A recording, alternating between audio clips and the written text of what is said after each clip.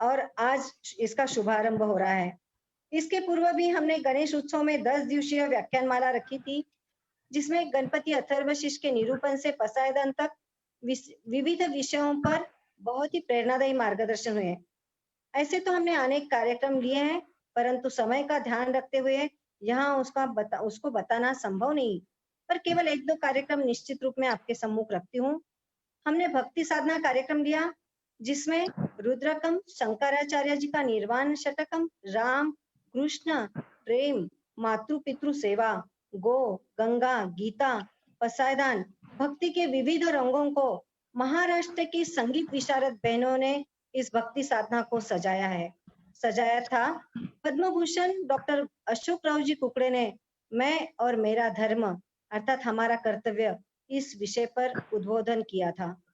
दूसरा हमारा एक अनोखा कार्यक्रम था, जिसमें सिने दिग्दर्शक अशोक जी हंडे का सिनेमा भक्ति संगीत संवाद से साधना की ओर लिया था, जिसमें गीत का सिनेमा के अंदर का जो प्रसंग था उसका मर्म अशोक जी बता रहे थे और उनकी गायिका उस गीत को प्रस्तुत कर रही थी। अत्यंत श्रवणीय यह कार्यक्रम हुआ। आदरणीय गुरुदेव परम श्रद्धेय गोविंद देव गिरी जी का आशीर्वाद इस मंच को 2 बार मिला है। आदरणीय राजी का भी मार्गदर्शन हमें हुआ है। और आज स्वाध्याय माला पहला पुष्प डॉक्टर जाजू के अध्ययनशील प्रभावी व्यक्तित्व से संपन्न होने वाला है। पार्वती, शिव पार्वती दाम्पत्य जीवन के श्रेष्ठतम उदाहरण है और इसका एक उदाहरण अनुराधा जी मुझे लगता है कि कथाओं में सुनते हैं कि शिव और पार्वती कैलाश पर्वत बैठ वार्तालाप कर रहे संवाद करते हैं और दाम्पत्य जीवन की यह नींव है कि आपस में संवाद हो, वार्तालाप हो।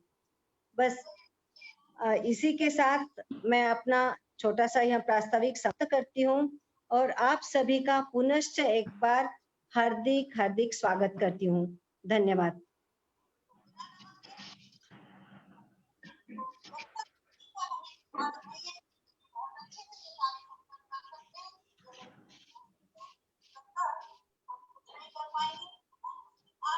दीदी फिर से शायद बाहर निकल गए क्या? कल्पना जी? कल्पना जी है, वो म्यूट है। कल्पना नहीं, जी मैं जुड़ी हुई हूँ। गैप आने मत दो प्लीज। सुनीता, मैं आपकी आवाज नहीं आ रही है। इसको भी इंटरनेट का प्रॉब्लम हो रहा है और बार बार एडमिट में आ रहा है तो आवाज और बराबर मेरा नेट बराबर चल रहा है। नहीं, कल्पना जी मालू का आवाज नहीं आ रहा है बिल्कुल भी। एक मिनट, अभी वो बीच में जो आ रहा है ना एडमिट में उस समय आवाज ही निकल जा रहा है, समझ में नहीं आ रहा है। ओके, अब आवाज आ रही है मेरी? हाँ ठीक है, आ रही है। धन्यवाद लीला जी। हाल ही में राम मंदिर निर्माण के लिए महाराष्ट्र प्रदेश माहेश्वरी महिला संगठन एवं अध्यात्म समिति द्वारा श्रद्धेय गुरु गोविंद देव गिरी जी महाराज की 4,70,000 की राशि हम बहनों ने सुपुर्द की। मैं सभी बहनों का बहुत बहुत धन्यवाद करती हूँ।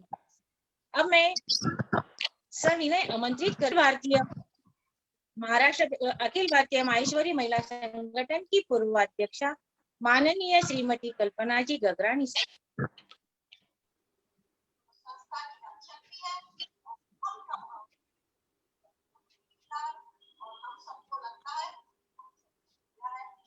आज नेट का इशू बहुत ही चल रहा है।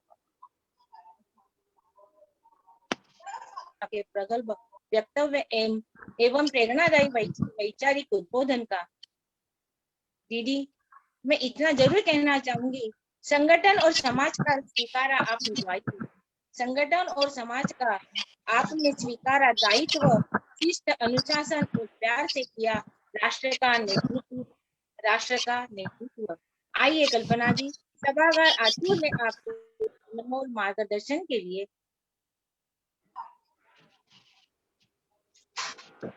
हेलो, हाँ दीदी आवाज आ रही है। हाँ सुनीता, मेरे मेन स्क्रीन पे लेना पड़ेगा ना। आप ही दिख रहे हो दीदी, मेन स्क्रीन पे आप ही हैं।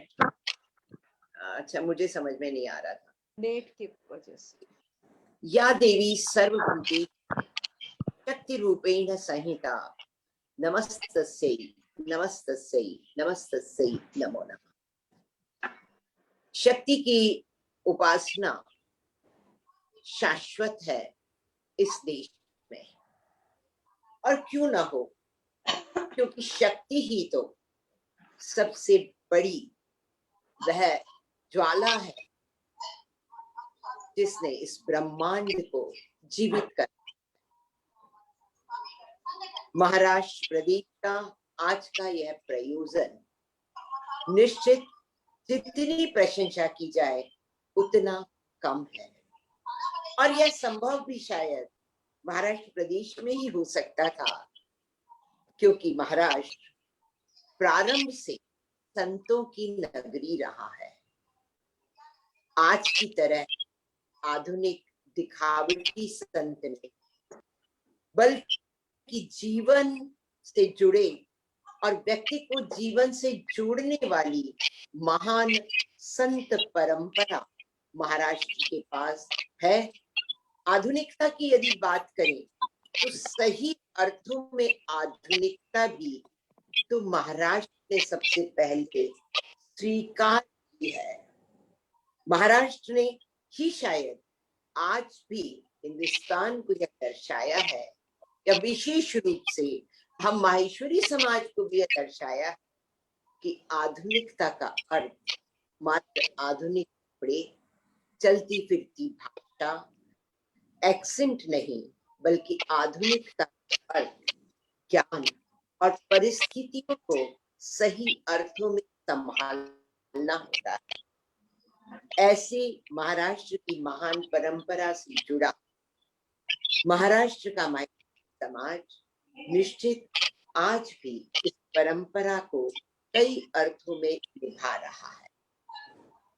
महिला दिवस के उपलक्ष्य में पौराणिक महिलाओं के माध्यम से अनेक बिंदुओं पर विचार करना समय की मांग है।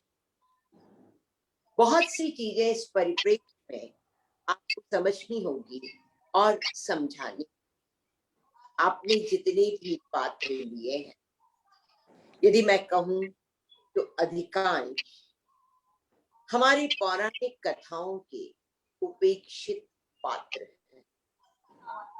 क्या यह दर्शा ही देते हैं कि इस पुरुष प्रभावी समाज में क्या स्थान महिलाओं को प्राप्त है, या क्या सम्मान उन्हें है, उनकी विदुषिता को कितना अधिक जाना और समझा जाता है, क्या परिस्थितियां रही और क्या सामाजिक नियम रहे, यह समझना भी बहुत अधिक जरूरी है। क्योंकि जब हम इन ग्रंथों को पढ़ते हैं, मैं पढ़ने और समझने की बात कह रही हूँ, मैं मात्र पारायण की बात नहीं कह रही। रामचरितमानस हमारे घरों में कई बार पढ़ी जाती है, अखंड रूप से पढ़ी जाती है, हर दिन पढ़ी जाती है। सीता की जो स्थिति हुई, प्रक्षेप हटा भी दिए जाए तब भी रानी को किस तरह से तमाम दुखों से गुजरना पड़ा, और उस दुख के बावजूद भी अग्नि परीक्षा उसे ही देनी पड़ी जो मर्यादा पुरुषोत्तम की पत्नी थी।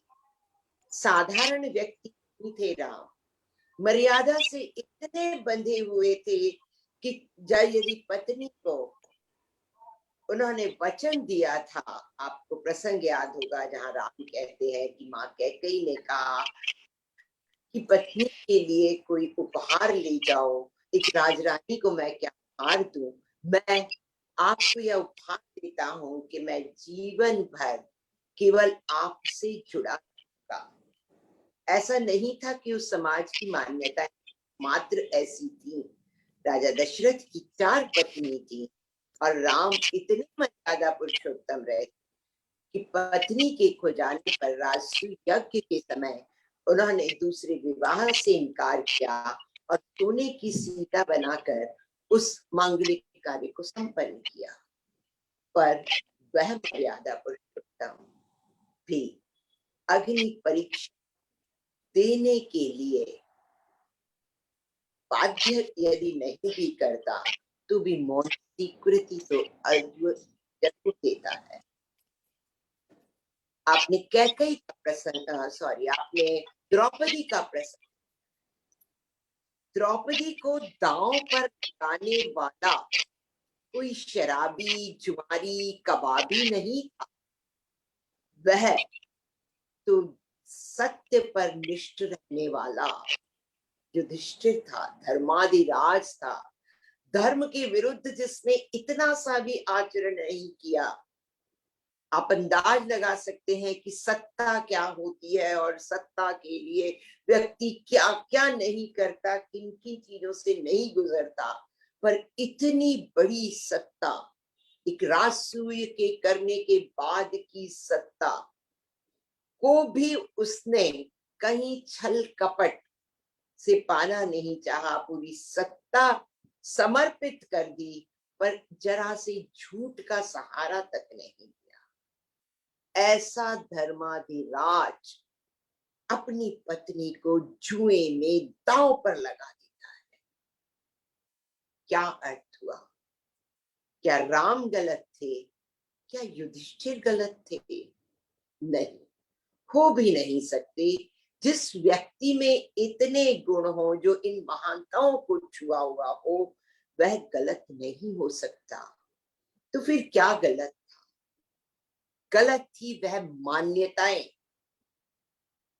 गलत था समाज का वह नियम जिसने स्त्री को एक व्यक्ति नहीं बल्कि एक वस्तु समझा। और जैसे वस्तु पर पुरुष का अधिकार होता है, वह अपनी वस्तु को चाहे तोड़े मरोड़े फेंके, उसी तरह वह करता रहा। एक लंबी जद्दोजहद। हो सकता है कि यह जो सारी चरित्रों का वर्णन है, एक साहित्य की विद्यार्थिनी होने के नाते मैं समझ सकती हूँ कि उपन्यासों में, काव्यों में शेपक होता है, अर्थात मूल रूप में कुछ और लिखा होता है। और जनश्रुति में ये जो सारी चीजें हैं जनश्रुति से आई है। महाभारत की कथा, रामायण की कथा, जिसमें व्यक्ति अपने मन से कुछ कुछ संदर्भ जोड़ देता है। आप समझ सकते हैं, हम लोग बचपन में खेल खेला करते थे, काना फूसी जिसे कहते हैं। आज भी इसे कई तरह तरह के नाम से जाना जाता है कि मैं आपके कान में एक बात कहूं, आप दूसरे के कान में कहें, और 10 कानों से होती हुई जब वह बात अंतिम व्यक्ति बोलता है तो उसका रूप कुछ और ही होता है। तो जब 10 कानों में बात बदल सकती है, तो आप सोचिए इतनी सदियों में वो कहानियां कितनी बदली होंगी। तो मान लिया कि ये कहानियां बदल गई हैं, पर बदली तो किस हिसाब से? बदली उस हिसाब से जो व्यक्ति की मानसिकता थी, जो मिडिल एज में व्यक्ति की सोच थी, जहां स्त्री केवल एक उपभोक्ता की वस्तु बन गई। आज बड़ी जद्दोजहद से एक लंबी लड़ाई लड़कर पूरे विश्व में हम महिलाओं ने अपनी एक उपस्थिति दर्ज कराई है, अपना एक वजूद बनाया है। अब हम केवल अपने शरीर से नहीं बल्कि अपने ज्ञान से, अपने दिमाग से भी अपनी पहचान बनाने लगे हैं। हमने अपना एक व्यक्तित्व बनाया है, जिसे बनाने में कितनी लंबी लड़ाई विदेशों की महिलाओं ने लड़ी और उनकी रेखाएं हमने लड़ी। कुछ परिस्थितियां बदली और आज हम एक बड़े सुंदर मुकाम पर पहुंच गए। सुंदर मुकाम पर तो हम पहुंच गए, पर यदि आप एक मुकाम पर पहुंचे हैं, एक सामान्यतः कहा जाता है कि नंबर 1 बनना आसान है, पर नंबर 1 की पोजीशन पर टिके रहना बड़ा कठिन होता है। शायद हम आज उसी स्थिति में हैं। हमने अपने ज्ञान के बल पर, अपने कर्तव्य से, अपनी सहनशीलता से आज एक सुंदर मुकाम पाया है, पर यदि हम इसे संभाले नहीं, हम यदि अपने बच्चों को अपने इस अस्तित्व की महत्ता को न समझाएं, उन्हें यदि चलती कुछ पाने के लिए जो एक हवा सी बह रही है उसे न समझा पाए और यह न बताएं कि यह जो हासिल किया है यह हमने मुश्किल से हासिल किया है और इसे चकाचौंध की दुनिया में, जल्दी आगे बढ़ने की दुनिया में, निर्बाध स्वतंत्रता की दुनिया से, अनलिमिटेड सेक्स की दुनिया से हम कभी भी खत्म कर सकते हैं और फिर हम वापस उन पर पहुंच जाएंगे। तो मेरा आपसे अनुरोध है कि महिलाओं की इस शक्ति को समझिए। आपने जागतिक महिला दिवस के उपलक्ष्य में यह कार्यक्रम रखा है और यह महिला दिवस मात्र दिवस बनकर ना रह जाए अन्य दिवसों की तरह कि साल के 365 दिन में एक दिन उसे याद कर लिया जाए।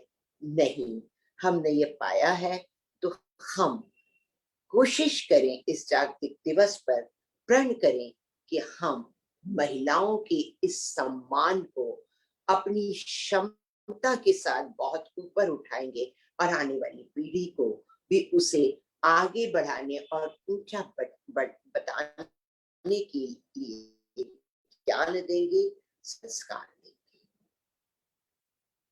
अब यदि हम पौराणिक नारियों के विषय पर आते हैं तो आप मानकर चलिए कि यदि इतने बड़े पुरुष प्रधान समाज में, इतने बड़े उन महाग्रंथों में यदि इनका थोड़ा सा उल्लेख भी है तो निश्चित इनमें जरूर कोई विलक्षण प्रतिभा रही होगी जिसके कारण शिव पुराण यदि शिव की महिमा का गान करता है तो कहीं कहीं पार्वती का भी उल्लेख करता है।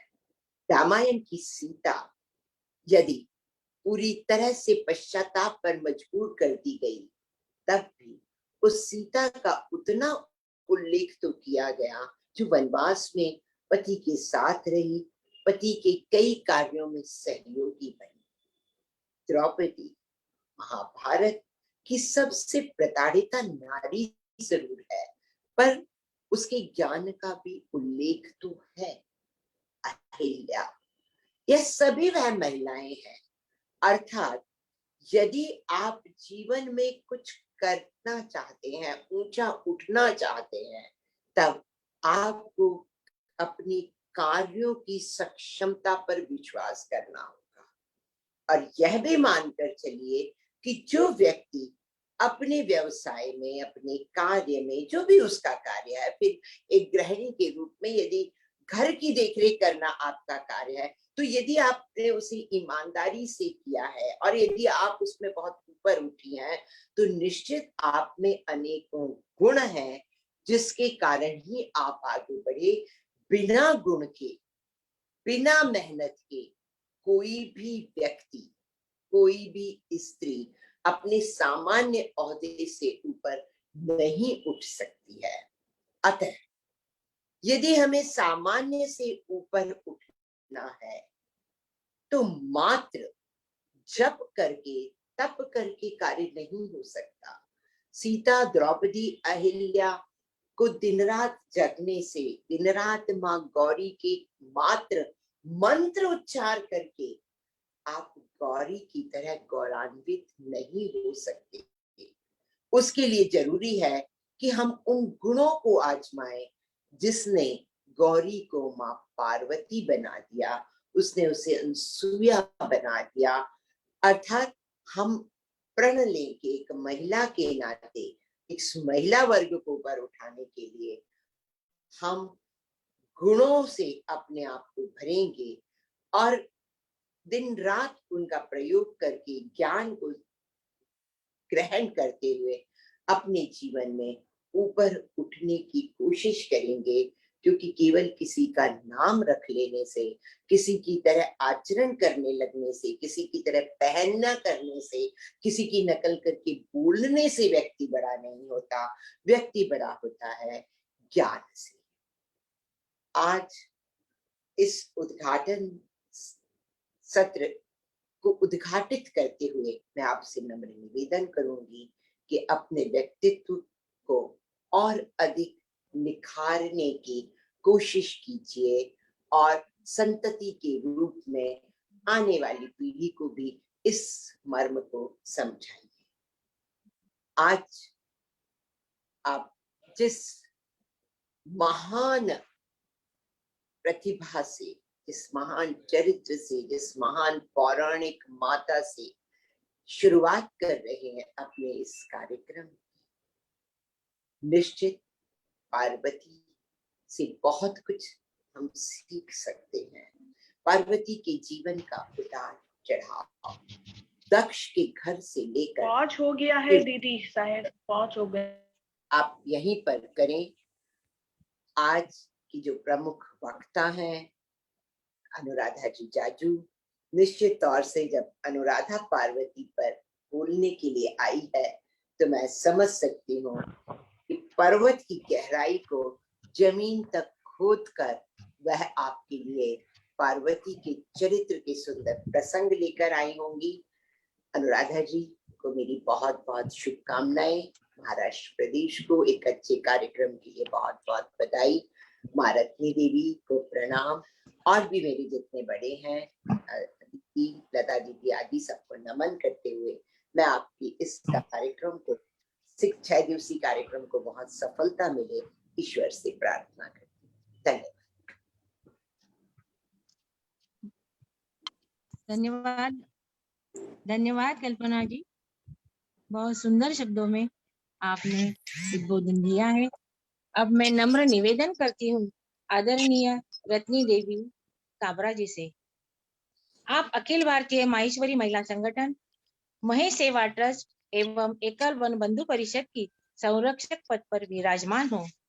आपके लिए माँ इतना ही कहना चाहूंगी, मधुर शब्द है आपके, मीठे हैं वचन, समाज को समर्पित है आपका जीवन, उज्जवल है कार्य आपके, निर्मल है आपका मन, निभाएंगे आदर्श आपके, करते हैं आपके कार्यों को नमन, करते हैं आपके कार्यों को नमन। और इसलिए ही आपको संगठन ने माँ की उपाधि से नवाजा है। आइए माँ, हमें इंतजार है आपके शुभ आशीर्वचनों का। ना जी, बहुत बहुत आप स्वागत किया मेरा, बहुत बहुत शुभकामनाएं आपको। या देवी सर्वभूतेषु शक्ति रूपेण संस्थिता। प्रसन्नता का विषय है कि महाराष्ट्र प्रदेश माहेश्वरी महिला संगठन के तत्वाधान में अध्यात्म एवं स्वाध्याय समिति द्वारा आयोजित 6 दिवसीय पौराणिक देवियों के जीवन चरित्र पर व्याख्यान माला का आयोजन किया है। इस हेतु सभी पदाधिकारी एवं समस्त कार्यकर्ता बहनों को हृदयपूर्वक अभिनंदन करती हूँ, साधुवाद देती हूँ। ये माला आपकी बहुत सफल रहे और सभी मतलब इनको उपयोग में हम लाएं तो ये माला का उपयोग रहेगा। वर्तमान की भाग दौड़ में प्राय लोगों को अध्यात्म एवं स्वाध्याय के प्रति रुझान कम होती जा रही है, जबकि हमारे राष्ट्र का मूल आधार अध्यात्म एवं स्वाध्याय रहा है। स्वाध्याय से साधना का मार्ग प्रस्तुत होता है और साधना से युक्त जीवन पद्धति से व्यक्ति का जीवन आदर्शमय बनता है। संसार में जितनी भी महान अनुभूतियाँ हुई है उनके जीवन का आधार स्वाध्याय युक्त रहा है। स्वाध्याय से ज्ञान वर्धक होता है, दिव्य ज्ञान का प्राकट्य होता है। प्रतिदिन स्वाध्याय करने से ज्ञान व बुद्धि प्रखर होती है। यह उलझन के समय में उपयोग सिद्ध होती है, अर्थात ये आदर्श जीवन के लिए एक प्रकार की औषधि है। मनुष्य के आंतरिक उत्थान के लिए अध्यात्म पर्व आवश्यक है। जो अध्यात्म में जुड़ा रहता है उसका मन हमेशा प्रसन्नचित्त और शांत रहता है। अध्यात्म में मनुष्य की आंतरिक तथा बाह्य दोनों प्रकार की उन्नतियाँ एवं समृद्धियाँ प्राप्त करता है। अध्यात्म और स्वाध्याय का लाभ भी तब होता है जब उसे व्यवहारिक जीवन में लाया जाए। ऐसे व्याख्यानमाला के माध्यम से हमें जीवन की बहुत से उपयोगी विषयों की जानकारी मिलती है। 2 लाइन में बता रही हूँ। जन्म सफल होता है निज सुदृढ़ इच्छा शक्ति से। सफलता मिलती है मेहनत और लगन और स्वाध्याय से। तो मेहनत सफलता मिलती है मेहनत और लगन और स्वाध्याय से। आपने बहुत मेहनत करके ये आपने 6 दिन की माला रखी हो, ये मेरी शुभकामना है। ये बहुत बहुत सफल रहे, उसको सभी हम उपयोग में लाएं। सब जैसे 6 द्रौपदी ये सब का कर, तो हमें भी हमारा ऐसा ही मतलब सरल स्वभाव करना चाहिए। धन्यवाद। धन्यवाद माँ, बहुत बहुत धन्यवाद आपका। कार्यक्रम की अगली कड़ी में आमंत्रित करती हूँ स्वाध्याय एवं अध्यात्म समिति राष्ट्रीय प्रभारी हमारी विशेष अतिथि माननीय श्रीमती उषा जी करवा से। उषा जी, आपके विचार ही आपकी पहचान है। निस्वार्थ समाज कारण आपकी जीवन शैली है। सुसंस्कृत आचरण एवं कुशल नेतृत्व करने वाली माननीय उषा जी, आप सादर आमंत्रित है आशीर्वचनों के लिए। माननीय उषा जी करवा। धन्यवाद। अभी तो जय श्री कृष्ण। हमारे आराध्य देव भगवान उमा महेश्वर शतचरण वंदन। साथ ही सभी ने प्रार्थना की, प्रभु इस दुख और संकट की घड़ी में हमें आत्मिक बल प्रदान करे, जिससे हम कर्तव्य पथ पर अग्रसर रहने की हमें हमेशा शक्ति मिले। महाराष्ट्र प्रदेश के आध्यात्म एवं स्वाध्याय समिति द्वारा पौराणिक महिला अध्ययन आधुनिक परिप्रेक्ष्य में इस विषय पर आयोजित 6 दिवसीय स्वाध्याय माला के शुभारंभ के अवसर पर उद्घाटिका आदरणीय हमारी वर्तमान राष्ट्रीय अध्यक्षा कल्पना जी गगरानी, जिनकी जिह्वा पर हमेशा सरस्वती विराजमान रहती है। हम सबकी पूज्य आदरणीय रत्नी माँ, ओजस्वी प्रखर वक्ता डॉक्टर अनुराधा जी जाजू, महाराष्ट्र प्रदेश की उत्साही ऊर्जावान अध्यक्षा अनुसया जी मालू, सचिवा सुनीता जी पलोर, समिति की राष्ट्रीय प्रभारी अरुणा जी लड्ढा, समिति के समर्पित प्रदेश संयोजिका डॉक्टर लीला जी करवा, सह संयोजिका मंगल जी बिरला, रेखा जी नवाल एवं सभी पदाधिकारीगण। इस अवसर पर विशेष रूप से राष्ट्रीय हमारी उपाध्यक्ष कलावती जी जाजू और राष्ट्रीय संयुक्त मंत्री पुष्पा जी तोशीमाल भी उपस्थित है। उन सभी को तथा आत्मिक चिंतन को समर्पित मेरी सारी बहनें, आप सभी को सादर अभिवादन, सादर कृष्ण। हम सभी जानते हैं कि आध्यात्म और स्वाध्याय हमारे जीवन के मूलभूत अंग है।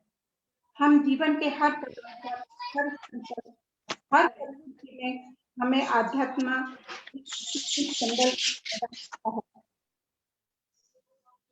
आज सभागार में मेरी उपस्थिति स्वाध्याय यानी स्वचिंतन पठन एवं अध्यात्म यानी प्रभु के प्रति मेरी श्रद्धा का ही फल है। साथ ही मैं हार्दिक आदरणीय हमारी पूर्वाध्यक्षा आदरणीय लता दीदी, पूज्य रत्नी माँ, आदरणीय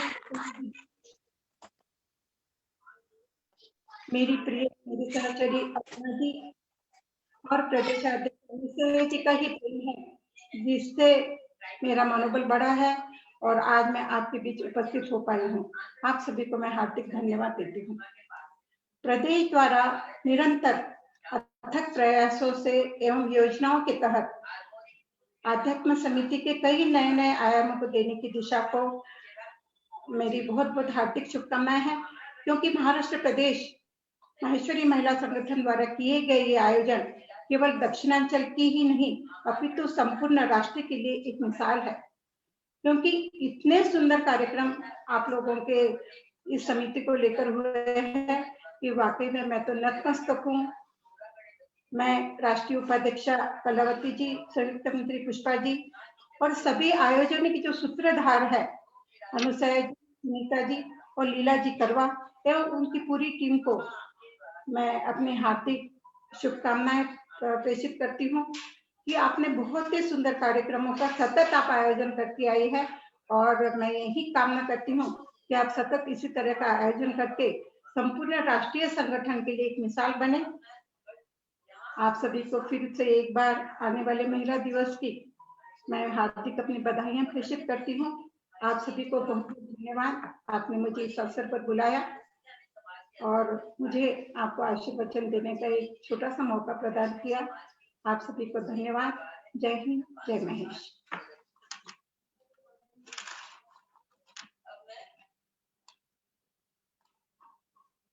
आइए अब हम बढ़ते हैं अगली पायदान की ओर। आज के कार्यक्रम की प्रमुख वक्ता दक्षिणांचल की साहित्य समिति प्रभारी माननीय श्रीमती अनुराधा जी जाजू। माननीय अनुराधा जी जाजू का परिचय देने मैं आमंत्रित करती हूँ ठाणा से हमारी अध्यात्म एवं स्वाध्याय समिति सह संयोजिका श्रीमती मंगला जी बिरला से। आइए और अनुराधा जी का परिचय दीजिए। धन्यवाद कल्पना जी। आदरणीय मंच और मेरी प्यारी बहनों, स्नेह जय श्री कृष्ण। अध्यात्म एवं स्वाध्याय समिति अंतर्गत पौराणिक विषयों पर आधारित 6 दिवसीय स्वाध्याय माला शुरू हो रही है। आज के प्रथम पुष्प का विषय है माँ पार्वती, और आज की प्रमुख वक्ता के नाते इसे पिरोने आमंत्रित है अखिल भारतीय माहेश्वरी महिला संगठन दक्षिणांचल की साहित्य समिति सह प्रभारी हैदराबाद निवासी सौ अनुराधा जी जाजू। इनका परिचय मैं आपके सम्मुख रख रही हूँ। आपने वनस्पति शास्त्र में पीएचडी, मनोविज्ञान में एमए, डिप्लोमा इन काउंसलिंग तथा वुमन एंटरप्रेन्योर मैनेजमेंट की शिक्षा प्राप्त की है। आप 2005 से डाटा मैनेजमेंट कंपनी का संचालन निजी talk and share counselling centre द्वारा साइकोलॉजी काउंसलिंग, गर्भ संस्कार विशेषज्ञ, राष्ट्रीय मोटिवेशनल स्पीकर तथा गत 4 वर्षों से राजस्थानी स्नातक संघ का संपादक का पद संभाल रही है। इन महत्वपूर्ण जिम्मेदारियों को निभाने के दौरान आपको सक्षम नारी सम्मान, एंटरप्रेन्योर सम्मान, फेस ऑफ द ईयर सम्मान तथा विभिन्न संगठनों द्वारा नारी सम्मान से पुरस्कृत किया गया है।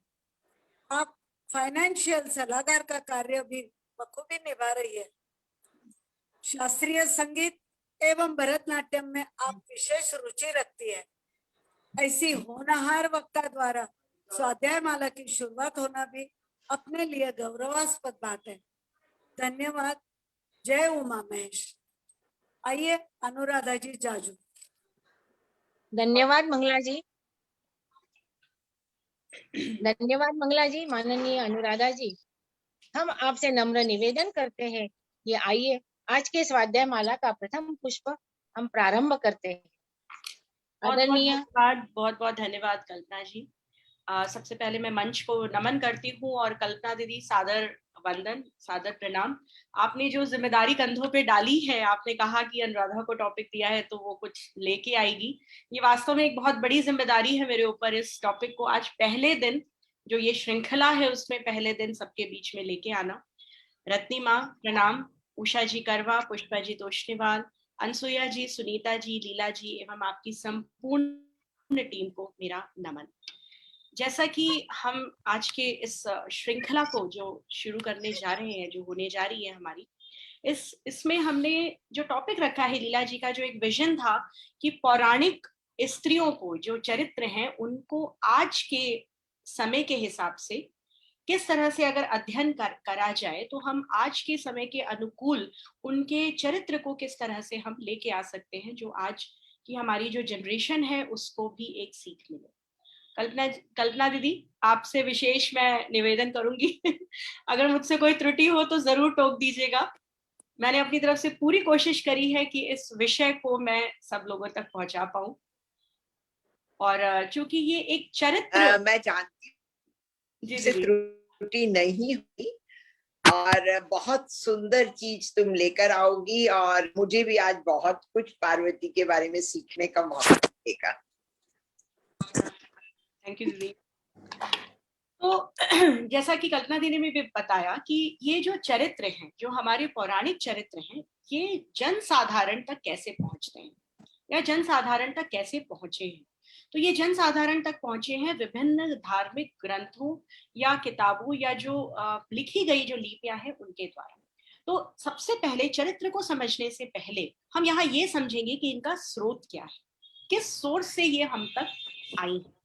तो जैसा हम सब जानते हैं, ये हमें पहले से पता है कि वेद हमारे जो है ऋषि मुनि, ये वेदों की जो उन्होंने रचना करी, कहा जाता है कि साक्षात ईश्वरीय साक्षात्कार से जो उनको ज्ञान मिला, उन्होंने वेदों में उसको लिखा। 4 वेद हमारे सनातन धर्म में हैं और इन वेदों की अलग अलग शाखाएं, जैसे किसी विषय में जो डिविजन्स होते हैं, उन डिविजन्स की तरह वेद में भी अलग अलग शाखाएं थी और हर एक शाखा पर आधारित था हमारा एक उपनिषद। ये उपनिषद क्या थे? उपनिषद वो थे जो गुरु और शिष्य के बीच में समझने और समझाने की प्रक्रिया के दौरान लिखे गए। यानी वेद वो धार्मिक ग्रंथ, वेद वो किताबें, वेद वो हमारी लिखी हुई जो हमारी धरोहर, जिसमें ईश्वरीय साक्षात्कार के साथ में ऋषि मुनियों ने उसमें लिखा। और उसके बाद शिष्यों के साथ जब वो बातें की गई, तो वो जो कन्वर्सेशन था, वो जो बातचीत, वो जो समझाना, वो उपनिषदों में आया। और उसके बाद काफी समय के बाद पुराणों की रचना हुई। ये पुराण किसी न किसी एक चरित्र को लेकर लिखे गए। हमारे सनातन धर्म में 18 पुराण हैं, जैसा कि सब जानते हैं, गरुड़ पुराण, गणेश पुराण, विष्णु पुराण। ये सभी पुराण किसी एक चरित्र को लेकर लिखे गए। तो जब कोई एक चरित्र को लेकर कोई एक किताब लिखी जाती है, उपन्यास लिखा जाता है, तो उस चरित्र के आसपास ही वो कहानियां घूमती हैं। इसमें भी कुछ ऐसा ही हुआ। जैसे शिव पुराण की अगर हम बात करें, तो उसमें शिव के आसपास की जितनी भी और ये जो पुराण है, इसमें जितने तथ्य हैं उतनी ही कहानियां भी हैं। कहानियों से मतलब कपोल कल्पित कल्पना नहीं, जन साधारण तक चीजों को पहुंचाने के लिए जो एक सुगम तरीके से समझाते हुए चीजों को कहानियों के माध्यम से, या लोक प्रचलित जो हम कहते हैं लोकल कम्युनिटी में जिस तरह से बात की जाती है, उन चीजों का उदाहरण लेते हुए जो बातों को रखा गया, वो पुराणों में लिखी गई। तो कभी कभी तो ऐसा भी है, जैसे शिव पुराण में भी गणेश का वर्णन है और गणेश पुराण में भी गणेश जी का वर्णन है, लेकिन ये दोनों वर्णन अलग अलग है, क्योंकि सेंट्रल कैरेक्टर जो मेन जो हमारा चरित्र है वो अलग है। तो इसलिए आपको किसी भी पौराणिक चरित्र, चाहे वो स्त्री हो चाहे पुरुष हो, उसके बारे में जो भी आपके पास इंफॉर्मेशन होती है वो कभी कभी अलग अलग होती है। ये प्रादेशिक भी हो सकती है, जिस स्थिति जिस परिस्थिति में आप हैं, जिस जगह पे आप हैं, उनकी अपनी एक लोकल कुछ उसमें, जैसे कल्पना दी ने बताया कि उसमें अपनी भी एक सोच ऐड होती चलती है। जिन्होंने पुराणों को लिखा, उन्होंने अपने एक्सपीरियंस, अपनी सोच, अपने आध्यात्म को उसमें जोड़ना शुरू किया, उस अपने स्वाध्याय को उसमें जोड़ना शुरू किया। तो इसीलिए अलग अलग पुराणों में आपको अलग अलग तरह का वर्णन मिलेगा। तो आज हम यहाँ पे जिस चरित्र को लेकर आए हैं, पौराणिक चरित्र स्वरूप, वो है माँ पार्वती का। अब माँ पार्वती के चरित्र को समझने के लिए सबसे पहले ये जरूरी है समझना कि ये स्वरूप है क्या। क्या ये एक स्त्री स्वरूप है? और अगर ये एक स्त्री स्वरूप है, तो ये कैसा स्त्री स्वरूप है? क्या ये एक नारी को परिलक्षित करता है? नहीं, बिल्कुल भी नहीं। भले ही पार्वती की उत्पत्ति एक माँ से हुई हो, या उनके बहनें भी रही हो, या पहले से स्त्री तत्व मौजूद रहा हो प्रकृति में, लेकिन जब ब्रह्मा जी ने, अगर हम इस फिलॉसफी को समझते हैं कि ब्रह्मा जी ने पूरे ब्रह्मांड को बनाया, पूरी सृष्टि की उन्होंने रचना कर, तो उसके बाद में जब उन्होंने रचना कर दी और उन्होंने काम सौंप दिया कि विष्णु जी अब आगे बढ़ाएंगे और संहार करेंगे शिव जी, तो वहां पे एक शक्ति या एक आदि शक्ति की जरूरत क्या पड़ी। इसको हम इस एक एग्जाम्पल से समझेंगे कि जब हम घर बनाते हैं, एक छोटा सा हमने घर बनाया, तो घर बनाने के लिए हमने क्या किया? दीवारें खड़ी की, छत बनाई, दीवार जमीन बनाई, हमने एक स्ट्रक्चर बना दिया और वो घर बन गया। लेकिन अभी वो सिर्फ मकान बना है। उसको घर बनाने के लिए उसमें कुछ सदस्य होंगे, उनकी भावनाएं, उनका प्रेम, उनका सौहार्द, उनके बीच के आपस के रिश्ते, ये यहाँ पे आएंगे तो वो मकान घर बनेगा। यही बात सृष्टि पर भी लागू होती है। एक भौगोलिक सृष्टि ब्रह्मा जी ने बना दी, अब उस सृष्टि को आगे लेके जाना है, उसमें भावनाएं डालनी है, उसका संचालन करना है, और इसके लिए स्त्री तत्व का होना आवश्यक है। अगले 45 मिनट 40 मिनट जो भी मैं अपने वक्तव्य में स्त्री शब्द का प्रयोग करूंगी, ये स्त्री तत्व है। ये स्त्री यानी विमेन नहीं, ये स्त्री तत्व है। तो किसी भी चीज, किसी भी सृष्टि की, किसी भी सृजन के लिए एक पुरुष तत्व का होना आवश्यक है और उसके साथ एक स्त्री तत्व का होना आवश्यक है। और जब ये पुरुष और स्त्री तत्व मिलते हैं तब एक संपूर्ण सृजन होता है। और यही कॉन्सेप्ट है अर्धनारीश्वर का। कई बार हम अर्धनारीश्वर को इस बात से कंफ्यूज होते हैं कि अर्धनारीश्वर मतलब स्त्री और पुरुष बराबर बराबर, दोनों इक्वल हैं। अर्धनारीश्वर का कॉन्सेप्ट है किसी भी मनुष्य में, किसी भी जीव में, किसी भी आत्मा में स्त्री तत्व और पुरुष तत्व दोनों का होना आवश्यक है। मेरे अंदर भी स्त्री तत्व के साथ साथ एक पुरुष तत्व है, आपके अंदर भी स्त्री तत्व के साथ साथ एक पुरुष तत्व है। ये पुरुष तत्व आपको निर्णय लेने में मदद करता है। ये पुरुष तत्व आपको उस समय कठिनाई में आगे बढ़ने में मदद करता है जहां पे पौरुष की जरूरत होती है। एक पुरुष के अंदर का स्त्री तत्व उसको मदद करता है ममता जागृत करने में, सौंदर्य बोध लाने में। तो किसी भी जीव के अंदर एक स्त्री और एक पुरुष तत्व का होना आवश्यक है। ये पार्वती का चरित्र इसी स्त्री तत्व को दर्शाता है। पार्वती जी के आने से पहले अर्धनारीश्वर का कॉन्सेप्ट नहीं था, इसी वजह से नहीं था। स्त्री तो पहले भी थी, लेकिन वो स्त्री तत्व जिसके पुरुष तत्व में मिलने से सृष्टि का निर्माण होगा, ये स्त्री तत्व पार्वती है। अब अगर हम पार्वती के इस तत्व को समझ गए कि उनका जो स्वरूप है उसको लाने में, उस संरचना को प्रकृति के सामने लाने में, सृष्टि के सामने लाने में, यही कॉन्सेप्ट था हमारे लोगों का कि एक पुरुष और एक स्त्री तत्व का एग्जिस्टेंस प्रकृति में क्या है। अब हम पार्वती जी के थोड़ा और नजदीक जाएंगे और उनको समझने के लिए उनको दो भागों में विभाजित करेंगे। मैं बिल्कुल सीधी सरल भाषा में आप तक बातों को पहुंचाने की कोशिश कर रही हूँ, क्योंकि स्वाध्याय यही है कि जब आप, जो आपके पास निहित ज्ञान है, उसको आप स्वयं में उसका मनन और चिंतन करके जब किसी निष्कर्ष पर पहुंचते हैं तो वही स्वाध्याय कहलाता है। तो हम पार्वती चरित्र को समझने के लिए, उस स्वरूप को समझने के लिए अब उसको दो भागों में बांटेंगे। तैयार हैं आप सब लोग इस आध्यात्मिक माला की पहली सीढ़ी पर मेरे साथ? अब पार्वती का पहला भाग उनका स्वरूप है, यानी वो रूप जिसमें पार्वती खुद में विद्यमान है।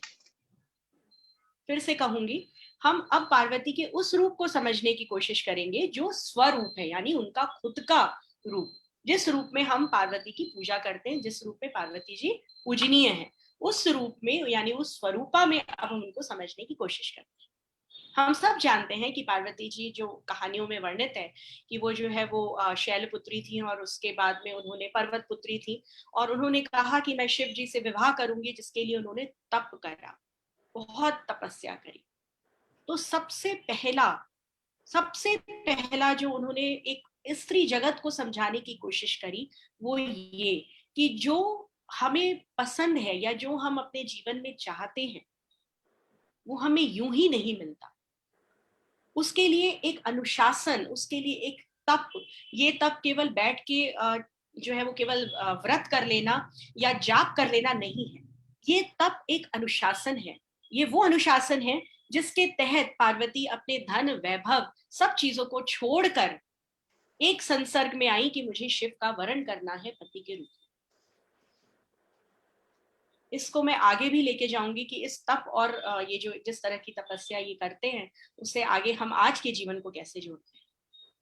तो पार्वती जी का जीवन अपने आप में, यद्यपि वो एक आदि शक्ति हैं, लेकिन उन्होंने अपने जीवन के माध्यम से ये बताया कि बिना किसी तप को किए, बिना किसी त्याग को किए या बिना किसी संकल्प को लिए हम अपने जीवन में कुछ भी प्राप्त नहीं कर सकते। एक संकल्प कि मुझे इस तरह के पति का साथ चाहिए, एक संकल्प कि मुझे अपना बाकी जीवन इस तरह व्यतीत करना है, एक संकल्प कि ये धन वैभव ये विलासिता मेरे लिए नहीं, ये संकल्प कि मुझे अब आगे की जो प्रजाति है, जो सृष्टि है, उसको आगे किस तरह लेके जाना है। इस संकल्प के साथ ही पार्वती विद्यमान होती हैं शिव के जीवन में।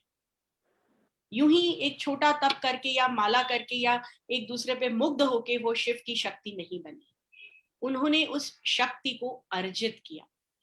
एक महिला होने के नाते हमें जो भी अधिकार, जो भी हमें स्वतंत्रताएं मिलती हैं, क्या वो हमारे द्वारा अर्जित की गई हैं? ये एक प्रश्न है पार्वती द्वारा।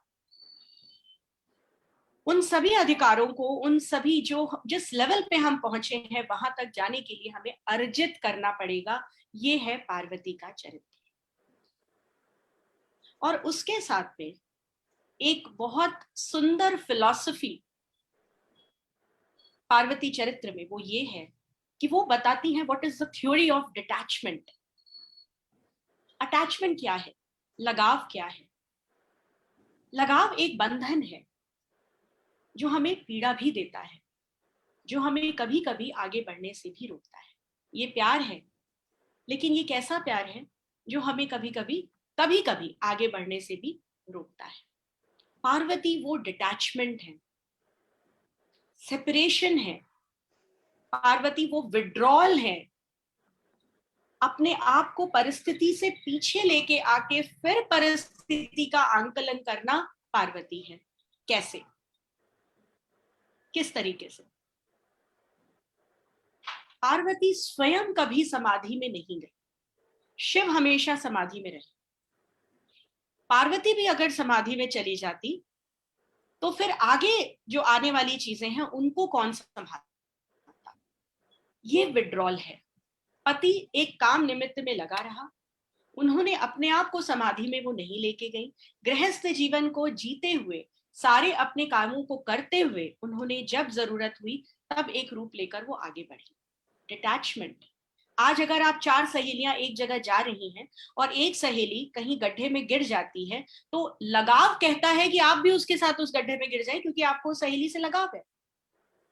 लेकिन विड्रॉल ये कहता है कि उस विपरीत परिस्थिति में आप उस परिस्थिति से बाहर आए और उस परिस्थिति का आंकलन करें, उसके बाद उस स्त्री को उस परिस्थिति से बाहर लेके आए।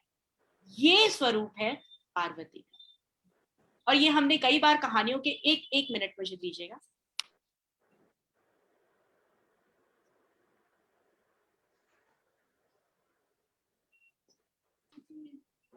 माफ कीजिएगा। तो ये विड्रॉल, परिस्थिति से बाहर आके परिस्थिति का आंकलन करके उस परिस्थिति से जूझना पार्वती है। और ये हमने कई बार कहानियों में सुना है कि शिव जी बहुत खुश हो जाते थे तपस्या से और वो वरदान दे देते थे, और उसके बाद में वो वरदान असुरी प्रवृत्ति में परिवर्तित हो जाता था, और फिर उसको कंट्रोल करने के लिए पार्वती को एक रूप लेना पड़ता था। अगर वहां लगाव होगा तो पार्वती भी उस वरदान में पति के बगल में खड़ी होंगी, और उसको बचाएगा कौन? ये हम अपने जीवन में अमूमन देखते हैं। पति पत्नी में किसी एक का डिसीजन अगर गलत होता है और दूसरा भी उस गलती को करता है, तो फिर गृहस्थी को संभालेगा कौन? यहाँ पे कंपेनियनशिप पार्वती है। यहाँ पे एक दूसरे के साथ में डिटैचमेंट विद अटैचमेंट, एक अलगाव के साथ में लगाव पार्वती है। ये डिटैचमेंट किससे, ये अलगाव किससे? एंजाइटी से। जिसका पति ऐसे स्वरूप में रहता हो जिसके सामने लोग जाने से डरे, जिसका बेटा एक ऐसे स्वरूप में रहता हो जिसका लोग मजाक उड़ाएं, उस संकीर्णता से डिटैचमेंट, उस सोच से डिटैचमेंट, उस डिप्रेशन, उस एंजाइटी से डिटैचमेंट। और अटैचमेंट किससे? एक हैप्पीनेस, एक संपूर्णता से अटैचमेंट। ये है पार्वती। तो पार्वती के चरित्र को केवल इस तरह से हम नहीं समझें और जब आजकल की लड़कियां, मैंने खुद किए हैं 16 सोमवार के व्रत, 21 मंगला गौरी, बनारस की हूँ, मेरी माँ ने मुझे कराए। शिव की तरह पति चाहिए। हमें गणगौर पे शिव पार्वती की पूजा भी कराई जाती है, लेकिन कभी किसी ने सोचा कि शिव की तरह पति मतलब क्या? क्या एक ऐसा पति जो जीवन के सारे सुखों को छोड़कर कहीं दूर पर्वतों के बीच में बैठा हो, या ऐसा पति जो ज्यादातर समाधि में यानी अपने काम में लिप्त रहता हो? आज हर लड़की को ये शिकायत होती है कि जो पति है वो समय नहीं देता। जब पार्वती के रूप में हमने इन्हीं शिव की कल्पना की थी, तो इस शिव के रूप को मिल जाने के बाद वो शिकायत क्यों? पार्वती स्वरूप हमें ये बताता है कि किसी को स्वीकार कैसे किया जाए। आप जो शिव पुराण की जो हमारी गणगौर की कहानियां हैं जिसमें पार्वती जी जिद करती हैं, वो एक प्यार मनोहार, वो एक मनोभाव है, लेकिन वास्तव में एक समाधि में युक्त पति के साथ कदम से कदम मिलाकर चलने वाली पार्वती, जो उनके हर निर्णय में उनके साथ है, और जहां पे थोड़ी चूक हुई वहां वो सशक्त खड़ी हैं, वो है पार्वती। तो आज हमें एक महिला होते हुए, एक स्त्री होते हुए, एक पत्नी होते हुए, बेटी होते हुए ये समझना है कि हम पार्वती के रूप को कैसे अपने अंदर समाहित कर सकते हैं। ये डिटैचमेंट की थ्योरी हमारे जीवन को बहुत आगे ले जाती है। एक कछुआ, छोटा सा कछुआ, जब उसको ये लगता है कि वो किसी बहुत परेशानी में है, तो वो अपनी खोल में छिप जाता है। वो डरता नहीं है, वो परिस्थिति को भांप कर अपने आप का बचाव करता है। ये है विड्रॉल। ये एक आत्मा का स्वरूप है। हम इसी तरह जीते। स्ट्रगल फॉर एग्जिस्टेंस इसी को बोलते हैं, सर्वाइवल ऑफ फिटेस्ट इसी को बोलते हैं। पार्वती जी के द्वारा ये बहुत पहले दिया जा चुका है। अब हम चलते हैं, ये तो हो गया पार्वती का स्वरूप, यानी स्वयं का रूप जो उन्होंने जिया, अपने जीवन में जो उन्होंने जिया।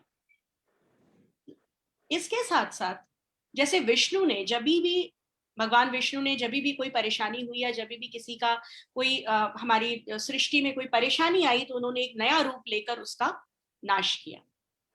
वैसे ही इस आदि शक्ति ने, जो स्त्री तत्व है, उसने, स्त्री ने नहीं, स्त्री तत्व ने जब भी किसी भी प्रकार की परेशानी आई, तो उन्होंने एक रूप धारण किया जो ज्यादातर हम दुर्गा काली के रूप में जानते हैं, जहां पे उन्होंने संहार किया। अभी हमने पार्वती के स्वरूप को समझा, जो उन्होंने खुद का रूप अपना धारण किया और अपने जीवन को जिया। अब हम पार्वती के उस स्वरूप को समझेंगे, उस रूप को समझेंगे जहां उन्होंने अपनी शक्ति का प्रयोग किया। स्त्री तत्व की शक्ति, स्त्री शक्ति का नहीं, स्त्री तत्व की शक्ति का प्रयोग किया। हम सब जानते हैं दुर्गा जी पार्वती जी का ही रूप है। जब शक्ति की जरूरत पड़ी, तब पार्वती ने अपने अंदर से शक्ति पुंज का निर्धारण किया और फिर उन्होंने जाके अलग अलग असुरों का संहार किया। आप सब जानते हैं कि दुर्गा जी को अष्टभुजाओं के साथ सुसज्जित करके दिखाया जाता है। ये अष्टभुजाएं क्या है? कोई कहता है कि ये 8 पावर है, कोई कहता है कि ये आत्मा के 8 रूप है, कोई कुछ कहता है, कोई कुछ कहता है। तो क्या ये माना जाए कि जो दुर्गा का रूप है वो केवल संहार करने के लिए? उनके पास जितने भी अस्त्र थे, उन्होंने उसको अपने आप को उससे सुसज्जित करा और उसके बाद में सिर्फ वो संहार करने आगे बढ़े? इस बात को समझने के लिए हम दुर्गा के 9 रूपों को समझने की कोशिश करते हैं। आप में से बहुत सारे लोग नवरात्र करते होंगे, आप में से बहुत सारे लोग नवरात्र में पहले दिन या पूरे 9 दिन व्रत भी रखते होंगे। सभी को नवरात्रों का जो क्रम है वो भी पता होगा। ये नवरात्र में जो 9 दुर्गे की पूजा होती है, यानी दुर्गा के 9 स्वरूपों की जो पूजा होती है, ये क्या है? यहाँ पार्वती कैसे है? आप सब रेडी हैं? ओके। अब हम एक एक करके इन सभी रूपों का विश्लेषण करेंगे, अध्ययन करेंगे, बहुत सिंपल तरीके से करेंगे। और आप सभी यहाँ जो सभागार में 95 लोग बैठे हैं और जो फेसबुक पे हमारे साथ हैं, वो सभी इन सभी रूपों से अपने आप को कोरिलेट करने की कोशिश करेंगे। अभी तक के आपके जीवन काल में ऐसा कई बार हुआ होगा कि ये रूप आपके अंदर आपको मिले होंगे, आपको पता नहीं। अभी हम एक एक रूप से परिचित होंगे, ठीक है? और आप सभी अपने आप को, जो मैं 9 रूप बताने जा रही हूं, उसके साथ में खुद को रखने की कोशिश करेंगे कि आपके अंदर ये रूप कब आया। बहुत डिवाइन फीलिंग होगी ये जो अगला अभी 15-20 मिनट हम इस बारे में चर्चा करेंगे। बहुत अलौकिक, बहुत डिवाइन फीलिंग आपके अंदर आएगी। पहला रूप यानी पहला दिन किस देवी का हम मानते हैं? पहला दिन हम मानते हैं शैलपुत्री। कौन है ये शैलपुत्री? अगर मैं अभी आपसे चैट बॉक्स में लिखने को कहूं तो ज्यादातर लोग कहेंगे कैलाश की जो पुत्री थी, कैलाश पर्वत की, उनको शैलपुत्री के नाम से हम पूछते हैं। नहीं, शैलपुत्री कैलाश की पुत्री नहीं थी। शैलपुत्री पार्वती या दुर्गा की उस ऊर्जा का नाम है जो सर्वोच्च शिखर पर विद्यमान है। आप में से जो लोग मेडिटेशन करते हैं, जो लोग ध्यान लगाते हैं, वो इस बात को बहुत अच्छे से समझते होंगे कि ध्यान लगाने में एक समय ऐसा आता है जब आपके अंदर ऊर्जा पूरी होती है। वो चरम, वो शिखर, जो जिसको शैल मतलब पर्वत, जो शैल का शिखर है, वो शिखर तक ऊर्जा का जाना शैलपुत्री है। आपके अंदर उस ऊर्जा की चरम सीमा शैलपुत्री है। तो पहले दिन जिस रूप की आप पूजा करते हैं, ये उस ऊर्जा की पराकाष्ठा की पूजा है, ठीक है? अब हम दूसरे दिन पे उतरते हैं। दूसरा दिन है ब्रह्मचारिणी। ब्रह्मचारिणी मतलब ब्रह्मांड में उपस्थित ऊर्जा। कैसी है ये ऊर्जा?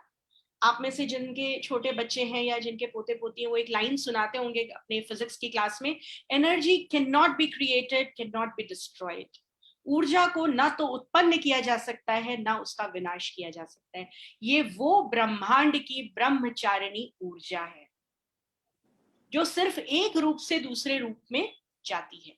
अभी मैं जो बोल रही हूं, मेरे जो ध्वनि है वो आप तक एक ऊर्जा के रूप में पहुंची, और अगर उससे आपके अंदर एक ऊर्जा उत्पन्न हुई, ये ऊर्जा का प्रवाह है। ब्रह्मचारिणी उस ऊर्जा स्रोत का नाम है जो इस ब्रह्मांड की ऊर्जा है, कॉस्मिक एनर्जी हम जिसको बोलते हैं। तीसरी, चंद्र घंटा। चंद्र घंटा ये कौन सी देवी का स्वरूप है? जीवन के उतार चढ़ाव में हम अधिकतर अव्यवस्थित हो जाते हैं। जब भी जीवन में थोड़े उतार चढ़ाव आते हैं, परेशानी आती है, निराशा आ जाती है, कभी कभी हम डिप्रेशन में चले जाते हैं, ये वो ऊर्जा है जो आप इतने उतार चढ़ाव के बाद समाहित करते हैं, जिसका संयोजन करते हैं, समायोजन करते हैं, उसको सहेजते हैं, समेटते हैं। और जब आप बहुत परेशानी में हैं और उसके बाद आप एक शांत अपने आप को करते हैं, तो जो नाद उत्पन्न होता है, नाद मतलब शोर नहीं, एक जो ध्वनि, एक ऊर्जा की जो नाद उत्पन्न होता है, ये कहलाता है चंद्र घंटा। चंद्र मतलब चंद्र के समान शीतल, और घंट मतलब नाद। तो जीवन के उतार चढ़ाव में जब आप अव्यवस्थित होते हुए खुद को संभाल लेते हैं, और फिर जो शांति के साथ जिस ऊर्जा का निर्वाह होता है, वो है चंद्र घंटा। क्या आप में से किसी ने अपने जीवन में इस तरह की किसी ऊर्जा को कभी महसूस किया है कि जब आप बहुत ज्यादा परेशान है, उसके बाद तटस्थ भाव से एक जगह बैठ के आपने सोचा हो और उस परेशानी से आप बाहर आए? ये स्वरूप चंद्र घंटा स्वरूप है। इसके बाद आता है कुष्मांडा। अगर कुष्मांडा को हम विभक्त करें तो ये एक छोटी गोले की ऊर्जा है। अब उस गोले को आप पृथ्वी से भी जोड़ सकते हैं। उस गोले को आप, जो महिला है, जो स्त्री है, उसके अंदर जो अंडाशय है, यूट्रस है, या जो एग्स है, जो प्रजनन की ऊर्जा है, उससे भी जोड़ सकते हैं। तो कुष्मांडा जो है, ये वो ऊर्जा है जो सृजन करती है। और इसके बाद हम आते हैं स्कंद माता। स्कंद माता बहुत लोगों ने सुना होगा कि जिनको बच्चे नहीं हो रहे होते हैं या बार बार अबॉर्शन होता है, उसको पंडित लोग कहते हैं कि आप जो है स्कंद माता की पूजा करिए। स्कंद माता क्या है? इस स्कंद माता का जो स्वरूप हमारे सामने प्रस्तुत किया गया है, ये है कर्म की ऊर्जा। आपके पास बहुत ज्ञान है, लेकिन उस ज्ञान को जब तक आप प्रयोग नहीं करेंगे तब तक कोई काम फलीभूत नहीं होता। ये वो ज्ञान की ऊर्जा है जो कर्म में परिवर्तित होती है, जिसको हम व्यवहारिक ज्ञान भी कहते हैं। हमारे पास बहुत ज्ञान है, हम ज्ञान को लेके बैठे हैं, लेकिन जब उस ज्ञान का प्रयोग हम करके कर्म में उतरते हैं, कर्म क्षेत्र में उतरते हैं, तो ये स्कंद माता, जिसको हम कार्तिकेय भी कभी कभी स्कंद को कहा जाता है, तो ये वो ऊर्जा होती है। स्कंद माता के बाद आती है कात्यायनी, बहुत ही मतलब मेरी सबसे फेवरेट। आपको बताऊंगी क्यों। कात्यायनी ये वो ऊर्जा है जो क्रोध की ऊर्जा है, और इससे मुझे लगता है कि इस सभागार में जो 90 लोग हैं उनमें से अधिकतर लोग इससे अपने आप को जोड़ पाएंगे। कात्यायनी वो क्रोध की ऊर्जा है जो सकारात्मकता देती है। क्रोध हमेशा विध्वंस नहीं करता। जब माँ किसी गलती पे बच्चे को थप्पड़ लगाती है, वो भले ही विवशता से लगाती हो, लेकिन वो क्रोध सकारात्मक होता है। या पति के किसी गलत व्यसन के ऊपर जब हम गुस्से में आते हैं, चीखते हैं, चिल्लाते हैं, वो एक सकारात्मक क्रोध होता है जो किसी चीज के ठीक होने के लिए हम उसको प्रयोग करते हैं। कात्यायनी वो सकारात्मक क्रोध की ऊर्जा है, वो फायर है, वो अग्नि है जो किसी सृजन में प्रयोग होती है, विध्वंस में नहीं। और कात्यायनी के बाद में नंबर आता है काल रात्रि, जिसके भयंकर रूप से हम डरते हैं, जिसको हम कहते हैं कि काल रात्रि बहुत भयंकर रूप है, काला रूप है, बाल खुले रहते हैं। नहीं, जैसे पूरे दिन के बाद में एक समय आता है जब आप निश्चिंत होके सोते हैं अंधेरे में, वैसे ही जीवन के सारे चरणों को पूरा करने के बाद एक समय आता है जब हम उस पूरी सारी चीजों से एक वैराग्य प्राप्त करते हैं। ये काल रात्रि वो ठहराव है, वो वैराग्य है। और उसके बाद एक बहुत सुंदर देवी हमारे सामने आती है, गौरी। ये गौरी वो शिव की गौरी नहीं है, ये गौरी वो सुंदर स्वरूप है स्त्री का, जिस सुंदर स्वरूप को देख के मन मोहित होता है। हमने सब कर लिया ना, हमने चेतना की पराकाष्ठा की ऊर्जा भी ले ली, हमने ब्रह्म की ऊर्जा भी ले ली, हमने अपने अंदर सृजन की ऊर्जा भी ले ली, हमने क्रोध की ऊर्जा भी ले ली, हमने वैराग्य की ऊर्जा भी ले ली। अब एक ऊर्जा तो ऐसी है जो मनमोहन है, जिसको देख के शांति की एक अच्छा लगे मन को, जिसको देख के लगे जब माँ अपने बच्चे को सब देती है, बच्चों ने बोला पास्ता बना दो, माँ ने पास्ता बनाया, वो माँ सुंदर दिखती है। ये स्वरूप दायिनी स्वरूप है जो देता है, इसलिए ये स्वरूप गौरी स्वरूप कहलाता है। सुंदर, मनमोहक, बिल्कुल निश्चल, कोई तरंग नहीं, बहुत सुंदर मनमोहक। माँ बड़ी सुंदर दिखती है जब वो सारी चीजें हमें दे देती है, हाँ में हाँ बच्चों के मिलाती है, ये वही स्वरूप है। और उसके बाद में आखिरी दिन सिद्ध यात्री। अक्सर लोग इसको मिसकंसेप्ट करते हैं कि ये सिद्धियों की देवी है, नहीं। आपने सारी ऊर्जा का संग्रहण कर लिया, कर्म भी कर लिया, एक समय ऐसा आएगा जब आप अपने विचारों के माध्यम से सृजन करेंगे, जिसको हम कहते हैं ना, आप डेस्टिनी को डिजाइन करते हैं अपने खुद के माध्यम से, विचारों के माध्यम से। जो आज सोचा वो कल का भविष्य बनता है। सिद्ध यात्री आपको आगे के भविष्य का निर्माण करने के लिए वैचारिक ऊर्जा देती है। जब एक स्त्री निर्णय लेती है, जब एक स्त्री तत्व निर्णय लेता है, जब एक स्त्री तत्व ये समझता है कि अब इसको आगे कैसे लेकर जाना है, तो ये होता है सिद्ध यात्री। अब आप इसको इमेजिन करिए कि जो लोग ये बोलते हैं कि तांत्रिक जो होते हैं या जो बहुत पूजा पाठ कर्मकांड करने वाले लोग होते हैं, वो नवरात्रों में ही उनकी सिद्धता उनको मिलती है। जस्ट इमेजिन कि जिन्होंने इस 9 ऊर्जाओं पर पूरा अपना कमांड कर लिया, वो कितना प्रभावशाली व्यक्तित्व होगा, कितना प्रभावशाली। क्या बड़ी बात है कि अगर हम इन 9 दिनों में जो अनुष्ठान करते हैं, उस अनुष्ठान को अगर हमने वाकई में पूर्ण कर लिया, वाकई में उसको अपने अंदर उतार लिया, तो हम कितने ज्यादा प्रभावशाली और कितने ताकतवर हो जाएंगे। और जब इसमें पुरुष तत्व मिल गया, तब तो हम कुछ भी कर सकते हैं।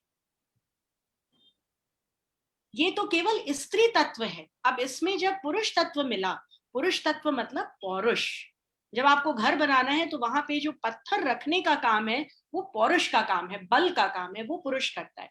उसमें जो भावनाएं डालनी है, संबल डालना है, प्रेम डालना है, विनम्र काम है, वो स्त्री तत्व करती है।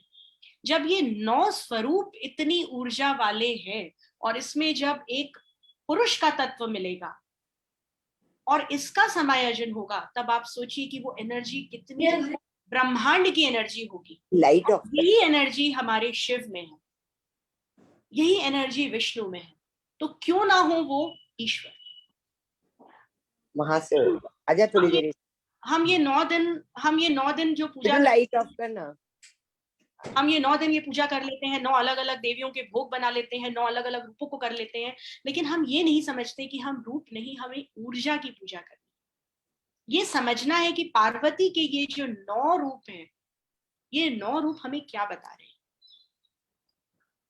जीवन के उतार चढ़ावों में अगर हम तटस्थ रह गए और हमने वो ऊर्जा प्राप्त कर ली, हमने जो है वो चंद्र घंटा जो ऊर्जा है उसको अपने अंदर ले लिया, अगर हमने वो चरम सीमा प्राप्त कर ली, वो एकदम टॉप पे पहुंचने की जो एक ऊर्जा है उसको हमने ले लिया, अगर हमने ब्रह्मांड में जो कॉस्मिक एनर्जी है उसको अपने अंदर लेने की क्षमता पैदा कर ली, तो ब्रह्मचारिणी हमारी हो गई। तो अब जब आप नवरात्र करें तब उस समय इन शक्तियों की पूजा, इसीलिए कहते हैं ना शक्ति की पूजा करनी है। ये शक्ति क्या है? बोलना था, बोल दी मैं। लीला जी प्लीज म्यूट करिए ना। ये कहाँ की है? ये हैदराबाद की है। भाग्यश्री जी कृपया बीच बीच में जो आवाज आ रही है थोड़ा सा ध्यान दो प्लीज। जी जयश्री जी या भाग्यश्री? जी जी कर रही हूँ। सॉरी अनुराधा जी। नहीं इट्स ओके, एक्चुअली बस लोगों तक बात नहीं पहुंचती है और कोई बात नहीं। तो यहाँ पे जब हम अब इस स्वरूप को आप समझ गए, पार्वती के स्वरूप को समझ गए और पार्वती की शक्ति स्वरूपों को समझ गए, अब हमें ये भी समझने की जरूरत है कि ये शक्ति स्वरूपों को जब हम अपने गृहस्थ जीवन में समय समय पर प्रयोग करते हैं तो तब हमारा जीवन शिव पार्वती के जोड़े जैसा होता है, जिसको हम हर गनगौर पे पूछते हैं। तो ये जो रूप है, यानी हमें अगर जैसे हम ये बोलते हैं कि अर्धनारीश्वर, अब अर्धनारीश्वर हमें अपना रूप संपूर्ण करने के लिए या हमें शिव का यानी अपने पति का रूप संपूर्ण करने के लिए हम आदि शक्ति हैं, हमारा रूप संपूर्ण करने के लिए भी हमको एक पुरुष शक्ति की आवश्यकता है। इसलिए जो ये नारी शक्ति के नाम पर या नारी सशक्तिकरण के नाम पर जो ये हो रहा है, इसको हमें बंद करना है। ये नहीं है नारी सशक्तिकरण। नारी सशक्तिकरण है सहन करने की शक्ति। इसका मतलब गलत बातों को सहन करना नहीं, उस डिटैचमेंट के लिए खुद को रेडी करना जो पार्वती नाम में ही आपको पूरा सब कुछ सार मिल जाएगा। पार्वती मतलब वो स्वरूप जो बदलने को यानी परिवर्तन के लिए तत्पर है। पार्वती मतलब परिवर्तन के लिए तत्पर, वो आत्मा, वो सोल जो परिवर्तन के लिए तत्पर है, तैयार है। और जीवन का सबसे बड़ा शाश्वत सत्य परिवर्तन है। परिवर्तन ही एक ऐसी चीज है जो अनवरत हमेशा होती है। तो अब पार्वती जी को जो हमने 2 स्वरूपों को समझा, एक उनका स्वरूप यानी खुद का रूप जो उन्होंने एक गृहस्थ जीवन में एक पत्नी, एक माँ, एक बेटी के रूप में निभाया, और एक शक्ति स्वरूप जो उन्होंने समय समय पर अलग अलग रूपों में लिया, लेकिन वो 9 शक्तियां जो एक स्त्री तत्व में होनी आवश्यक हैं। स्त्री में वो सकारात्मक क्रोध होना भी आवश्यक है जो गलत चीजों को रोके।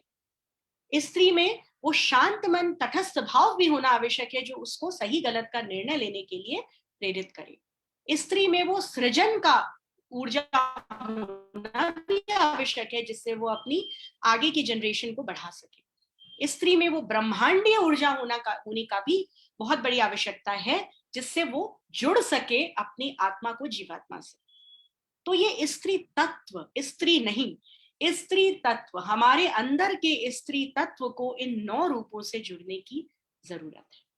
कहीं आप में से किसी ने शायद किसी न किसी रूप से खुद को जोड़ा होगा, और यहाँ पे जब हम इन 9 रूपों से जुड़ जाते हैं तो हम वाकई में उन लोगों का काम पूरा कर देते हैं जिन्होंने इतनी बातें लिखी पार्वती पे, उस चरित्र को हमारे सामने रखा।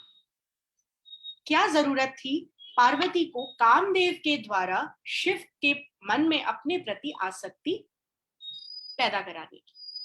क्या आवश्यकता थी?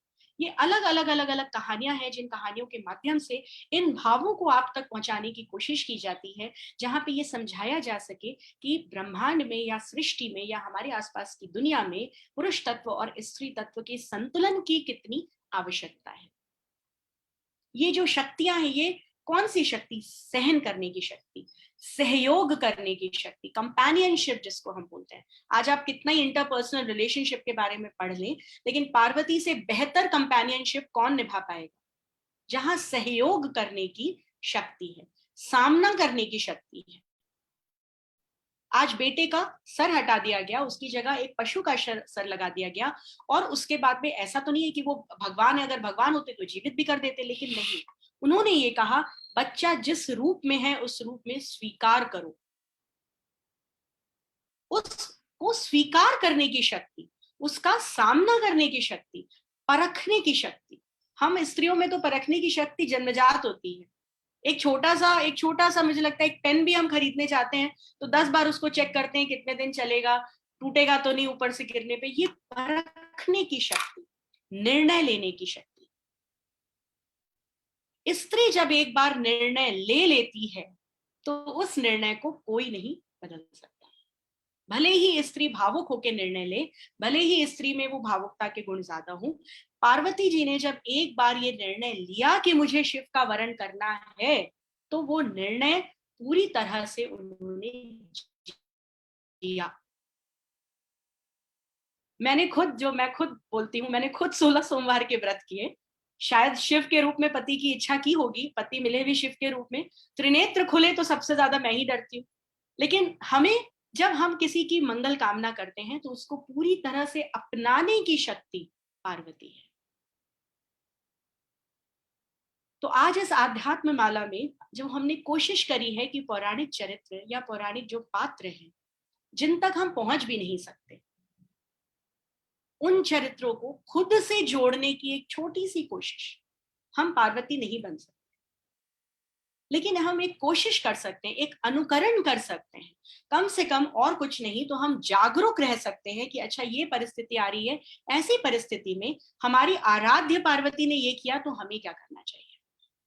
ऐसे ही करते हैं ना, हमेशा हमारी साइकोलॉजी में, काउंसलिंग में बोलते हैं हम बच्चों को कि आप एक अपने लिए ना एक टारगेट सेट कर लो, आपको इसके जैसा बनना है, और फिर ये देखो कि उन्होंने अपने जीवन में क्या किया। जैसे अगर आप में से किसी का छोटा बच्चा है जो कहता है मुझे क्रिकेटर बनना है, तो उसको कुछ नहीं है, सिंपल बोलना है, अच्छा कौन सा कैसा क्रिकेटर तुमको बनना है? अच्छा मुझे धोनी जैसा बनना है। तो धोनी के बारे में जानो और देखो कि धोनी कैसा बना, धोनी ने वो क्या किया जो वो धोनी बना। वैसे ही अगर आपके जीवन में आपके आराध्य हनुमान है, अगर आपके जीवन में आपके आराध्य सीता है, राम है, तो उनके चरित्र को समझने की जरूरत है कि वो राम कैसे बने, वो सीता कैसे बने। हम वो तो नहीं बन सकते, लेकिन कम से कम उस रास्ते पे चल सकते हैं, कोशिश कर सकते हैं। और मैं बहुत बहुत धन्यवाद देती हूँ लीला जी कि आपने मुझे पार्वती का जो है वो चरित्र दिया। पहले तो मैं द्रौपदी के बारे में सोच रही थी क्योंकि उस पर काफी पढ़ा है मैंने, लेकिन इस चरित्र को समझने में मेरी खुद की बहुत सारी चीजें मुझे खुद में समझ में आई, मेरे आसपास के लोगों में समझ में आई कि किस तरह से एक पात्र को हम तक पहुंचाने के लिए हमारे जो वेद है, हमारे जो पुराण है, उसमें अलग अलग कहानियां, लोक कथाओं के माध्यम से हम तक पहुंचाने की कोशिश की गई। शायद उनकी ये कोशिश इसलिए थी कि बातों को जन साधारण तक पहुंचाया जा सके, लेकिन उस कोशिश में क्या हुआ कि वो बातें, कहानियां पहुंच गई, वो मर्म नहीं पहुंच पाया। और आज फिर इसी मंच के माध्यम से, ऐसे कई मंचों के माध्यम से हम लोग वापस अब कोशिश करेंगे कि वो जो पीछे का सच था उसको लोगों तक पहुंचा पाए, उसको लोगों से जोड़ पाए। एक बात का ध्यान रखिए, जो आत्मा होती है, आत्मा, सोल, अगर आप आत्मा में विश्वास रखते हैं तो आत्मा का जो मूल रूप होता है वो डिवाइन होता है। मूल रूप आत्मा का वो डिवाइन होता है, प्योर होता है। अब एक छोटी सी चीज है कि आपको एक फल है, एप्पल है, एप्पल का जो मूल रूप है, जो मूल गुण है वो मीठा होना है, ठीक है, सब जानते हैं, लाल होगा मीठा होगा। जब उसमें विकार उत्पन्न होता है तब उसका स्वाद बदलता है, तब उसका आकार बदलता है, तब उसके ऊपर का छिलका बदलता है। सेम यही चीज हमारी आत्मा पर लागू होती है। आत्मा नेचर से, बाय नेचर जो आत्मा की एनर्जी है वो डिवाइन होती है, प्योर होती है। और जब इसमें अहंकार, द्वेष या जेलसी, इस तरह की हेट्रेड, इस तरह के जब विकार उत्पन्न होते हैं तो इन्हीं को बोला जाता है कि ये हमारी राक्षसी या असुरी शक्तियां हैं। और इन्हीं का संहार करने के लिए फिर इस तरह के तत्वों की आवश्यकता होती है। ये सारे तत्व आपके अंदर है, हमारे अंदर है। इन तत्वों को सिर्फ जागृत करने और इनके साथ खुद को कनेक्ट करने की जरूरत है। छोटा सा एग्जाम्पल पेरेंटिंग का दूंगी यहाँ पे। जो माएँ हैं या जिनके घरों में छोटे बच्चे हैं, अगली बार बच्चों पे क्रोध करें। मेरी माँ अक्सर मुझे कहती है बच्चों पे गुस्सा मत हुआ कर, तो मैं उनसे कहती हूँ कि अच्छा आपने कितना गुस्सा किया था, आप भूल गई? तो ऐसे जो हम बच्चों पे गुस्सा करते हैं, हमेशा याद रखें आप कात्यायनी है।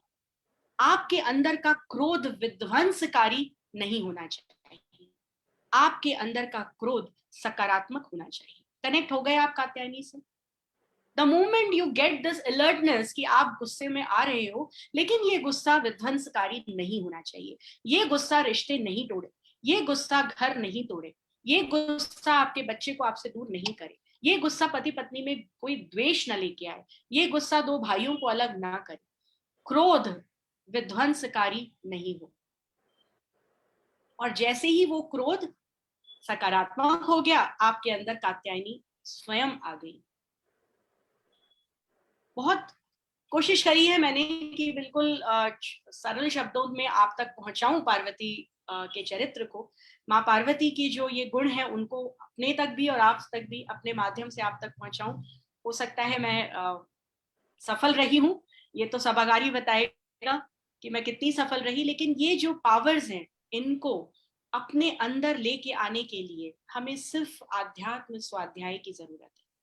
थोड़ी देर उनके साथ समय बिताने की जरूरत है, उनके साथ बैठने की जरूरत है। वो क्या कहना चाहती हैं शक्तियां, उनके साथ बैठने की जरूरत है। सिर्फ जैसे कल्पना दी ने बोला कि सिर्फ जप कर लेना, माला कर लेना या फिर बड़े बड़े पाठ कर लेना, केवल उच्चारण कर लेने से इस तरह के जीवन को हम नहीं जी सकते जब तक हम उसमें आत्मसात खुद को नहीं करेंगे। तो इसी के साथ मैं अपने वक्तव्य को यही विराम देती हूँ। मुझसे अगर किसी की कोई भावना आहत हुई हो तो मैं क्षमा चाहूंगी। बहुत बहुत सुंदर विश्लेषण दिया आपने बहुत अनुराधा जी। बहुत सब सुंदर। मंत्र मुग्ध होकर सुन रहे थे और सही मायने में अनुकरणीय आपका ये रहा है विश्लेषण कि हर महिला उस दृष्टि से अपने आप को देखती होगी। बहुत सुंदर। अब मैं आमंत्रित सच में। करती हूँ। एक मिनट, हाँ कल्पना दी, मैं भी कुछ कहना चाहती हूँ। मुझे आज सच में ऐसे महसूस हो रहा है कि भगवान ने ही मुझे पहला सत्र अनुराधा जी को देने के लिए प्रेरित किया हो, क्योंकि इतना सुंदर सत्र हुआ है। अपने पार्वती का आध्यात्मिक, मानसिक, व्यवहारिक तौर पर अपने बहुत सुंदर चरित्र चित्रण किया है।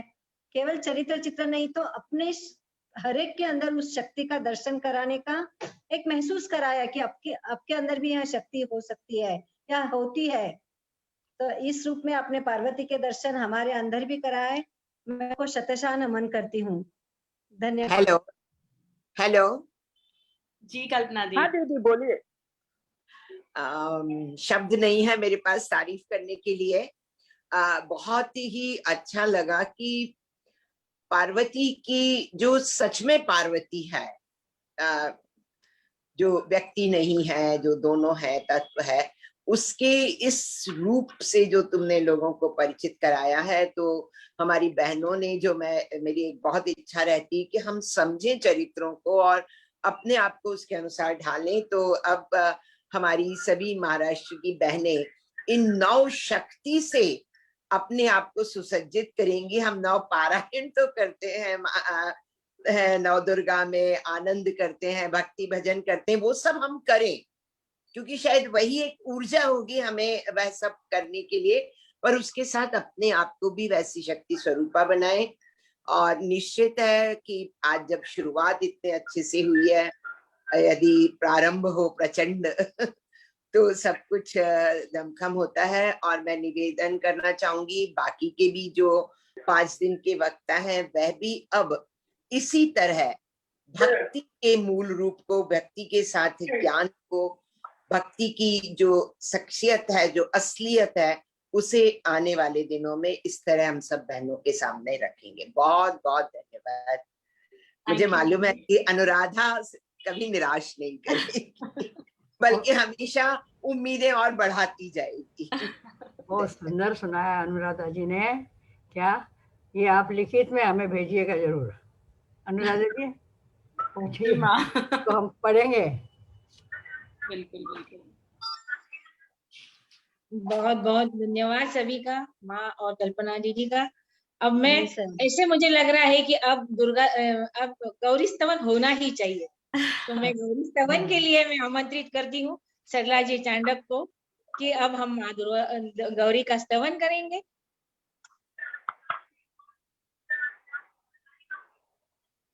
सरला जी चांडक जो हमारी नासिक की अध्यात्म एवं स्वाध्याय समिति की सदस्य है, मैं आमंत्रित करती हूँ सरला जी चांडक गौरी स्तवन के लिए।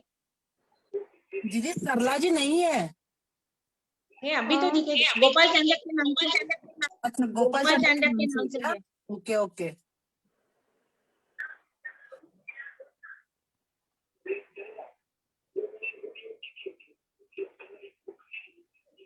आवाज आ रही है मेरी?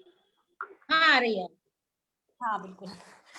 अभी इतना सुंदर सुनने के बाद में अभी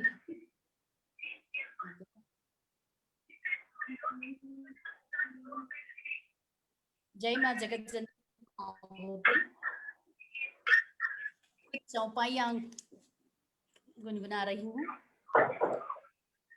जय जय गीवर राज किशोरी, जय महेश चंद्र चकोरी, जय गजबदन षडानन माता, जगत जननी दामिनी दाता,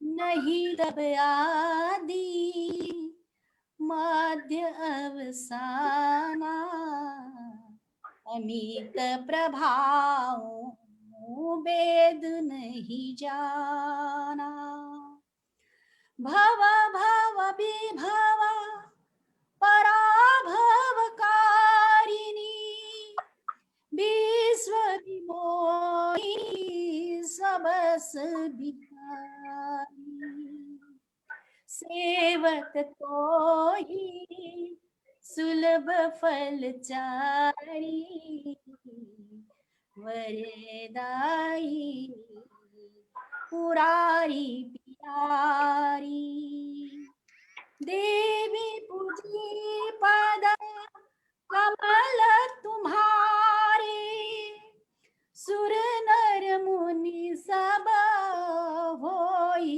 सुखारे, सुर नर मुनि सब होई सुखारे, पति देवता सुतिय महु मातु प्रथम तवरेक, महिमा अमित न सकहि कही, सहस शारदा से। माँ पार्वती की महिमा तो शारदा और माँ शेष भी नहीं कह सकते। मैं अनुराधा जी को बहुत बहुत धन्यवाद, सरस्वती को भी बहुत बहुत धन्यवाद, तो बहुत सुंदर आयोजन। जय महेश। धन्यवाद सरला जी, बहुत सुंदर। अब थोड़ा कार्यक्रम ऐसा पूरा हुआ ऐसे लग रहा है कि हमने गौरी माँ का स्तवन कर दिया। अब हम बढ़ते हैं अपने अंतिम पादान की ओर। मैं आमंत्रित करती हूँ औरंगाबाद से स्वाध्याय एवं अध्याय समिति सह संयोजिका श्रीमती रेखा जी नवाज से। एक मिनट, अनुसया दीदी कुछ बोलना चाहते हैं शायद।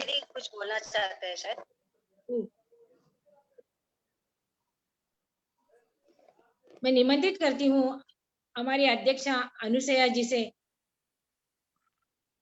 स्तब्ध मन हो चुका है, कोई शब्द सूझ नहीं रहा है, एनर्जी मिल रही है, उस एनर्जी को किस तरह से मैं बखान करूं, किस तरह से शब्द रूप से वो एनर्जी को आप तक पहुंचाऊं।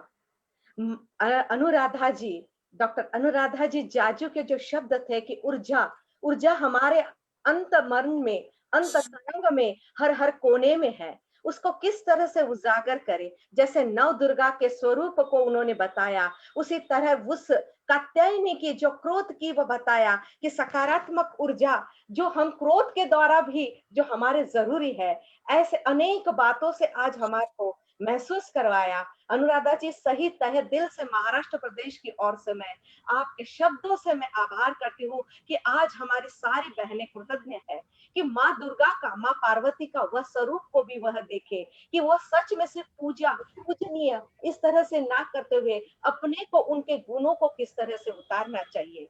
संकल्प कैसे हम ले, संकल्प कौन सी चीजों का लेना चाहिए, बिना संकल्प के हम नहीं कर सकते। अपनी ही ऊर्जा को किस तरह से हम मनन करें, किस तरह से उसका स्वरूप को पहचानते हुए कार्य रहे, इस तरह से अपने इतने सुंदर शब्दों में बताया कि अभी मन स्तब्ध होकर आपको यही कहता है कि इसी तरह हमेशा आप महाराष्ट्र में आते रहे। धन्यवाद बहना आपका, धन्यवाद। आज सृजन प्रथम दिन पर ही सृजन हुआ, जरूर ये 6 दिन अनेक चीजें संकल्प होते जाएंगे, अनेक चीजें हमारे को मिलती जाएंगी। धन्यवाद बहना आपका। बहुत बहुत धन्यवाद अनुसया जी, बहुत बहुत धन्यवाद। थैंक्स। धन्यवाद अनुसया जी। अब हम बढ़ते हैं अंतिम पादान की ओर। मैं निमंत्रित करती हूँ औरंगाबाद से अध्यात्म एवं स्वाध्याय समिति सह संयोजिका श्रीमती रेखा जी नवाल से, जो आप सभी अतिथियों की उपस्थिति एवं आशीर्वचन, वक्ताओं का बहुमूल्य मार्गदर्शन एवं श्रोताओं की उपस्थिति से निश्चित ही कार्यक्रम में नई ऊंचाई मिली है। आभार प्रदर्शन के लिए आ रही है रेखा जी नवाल।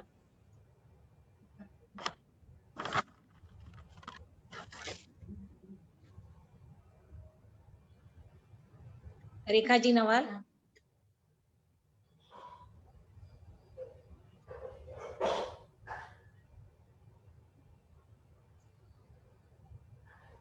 नारी मूरत प्यार की, प्रेम दया की खान, करना जीवन में सदा नारी का सम्मान।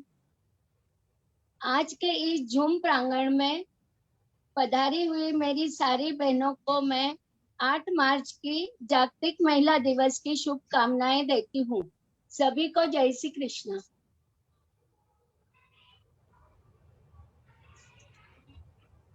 आदरणीय रत्निमा, आपकी उपस्थिति और आशीर्वचन ही हमारा हौसला है। माँ, आपको वंदन। आदरणीय राष्ट्रीय माजी अध्यक्षा कल्पना जी गगड़ानी, आपका मार्गदर्शन हमेशा ही सभी बहनों को प्रोत्साहित करता है, आपको नमन। महाराष्ट्र प्रदेश माहेश्वरी महिला संगठन की ओर से आदरणीय रत्निमा और कल्पना दीदी का तहे दिल से धन्यवाद।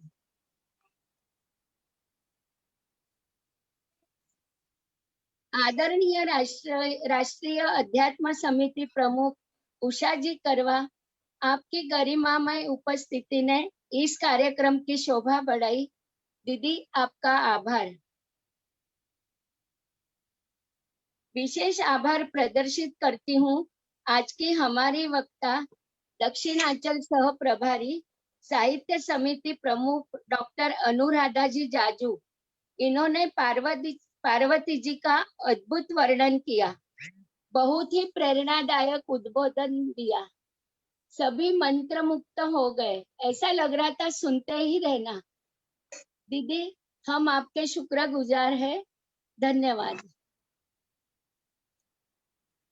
आदरणीय महाराष्ट्र प्रदेश अध्यक्षा अनुसया जी मालू तथा सचिवा सुनीता जी पलोड़, आपकी कार्य तत्परता को नमन वंदन दीदी, धन्यवाद। कंप्यूटर समिति प्रभारी सपना जी लाहौटी तथा जयश्री जी भट्टड़, भाग्यश्री जी चांडक, जो झूम प्रांगण में सदैव तत्पर रहती है हम लोगों के साथ, उनका आभार व्यक्त करती हूँ। इस जूम मीटिंग में आए हुए सभी राष्ट्र के तथा प्रदेश के सभी ज्येष्ठ श्रेष्ठ पदाधिकारी बहनें, कलावती जी जाजू, शैला जी कलंत्री, अरुणा जी लड्डा, सूर्यमाला जी मालानी, पुष्पा जी तोशनीवाल, सुमनताई चांडक, शांति जी मुंदड़ा इत्यादि तथा आई हुई सभी बहनों का धन्यवाद। गलती से कोई छूट गए हो तो क्षमा चाहती हूँ। समय निकालकर आप हुए इस कार्यक्रम में सहभागी, इसलिए हम तहे दिल से है आप सबके आभारी। जय उमा महेश, जय श्री कृष्ण। घर में रहो, स्वस्थ रहो। बहुत बहुत धन्यवाद। अध्यात्म एवं स्वाध्याय समिति कल 2 मार्च इसी समय इसी स्थान पर स्वाध्याय माला का दूसरा पुष्प प्रस्तुत करेगी। कल का विषय है सावित्री। वक्ता है माननीय डॉक्टर लीला जी करवा। आप सभी बहनों से सपरिवार एवं इष्ट मित्रों के साथ सादर आमंत्रित है। पुनश्च आप सभी के धन्यवाद। आज अनुराधा दीदी से मुझे थोड़ी शक्ति मिली है। देखते हैं कल थोड़ा सा अच्छा से अच्छा वक्तव्य हो जाना चाहिए। और एक बात कहना चाहती हूँ कि ये फेसबुक लाइव भी है। 100 लोग होने के बाद भी आप फेसबुक पर ज्वाइंट हो सकते हैं, क्योंकि काफी आज थोड़ी सी पहला दिन था, काफी लोगों को जुड़ने में दिक्कत हो रही थी। तो सभी को नम्र निवेदन है कि कल आप किसी बड़ी संख्या में उपस्थित होकर हमारा हौसला बढ़ाए, हमारे वक्ताओं का उद्बोधन सुने, मार्गदर्शन सुने। बहुत बहुत धन्यवाद सभी का।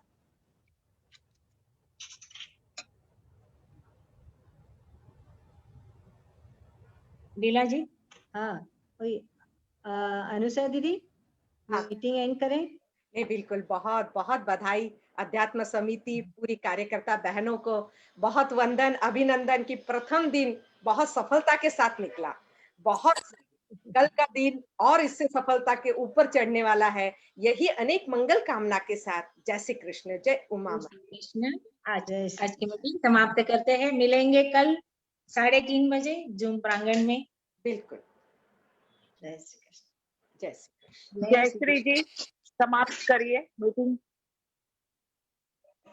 हाँ दीदी।